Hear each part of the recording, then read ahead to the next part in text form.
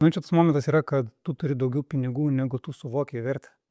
Ir tai ta buvo pamoka, kad tu iki to dar nesi priaugęs. Atsimenu, jau buvo portfelis nuvažiavęs, tu matai, pisas tau raudonuoja. Tu nebenori girtis nei prie žmoną, tu viduje nebemiegi ir tada eini pas brokerį, skambini, to brokerio nebėra, maklio įmonė nebedirba, nes jau kažkur išėjęs ar atleistas, nesuprasi.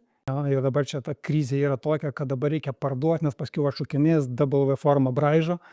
Ir galvoju, man jau akyse žalio, aš suprantu, kad aš jau pusę pinigų nebeturiu. Galvojant tos W formos, aš ko gero tiesiog nugriūsiu, nuolpsiu ir nebesikelsiu. Ir tada, mes priėmėm sprendimą, kad parduoti visą tai. Ne, pačiam toks fiksavom, sakykim, kas paskui, žiūrint iš perspektyvos, vis tiek buvo didžiausia klaida, kad tu turi suprast, ką tu darai. Taip. Ir netgi tas, sakykim, kai tu matai, kad iš tikrųjų tas viskas krenta, tu turi pakankamai turėti patirties arba, sakykim, vidinės tos stiprybės, kad atsilaikyt. Nes tu ką tik buvai turtingas.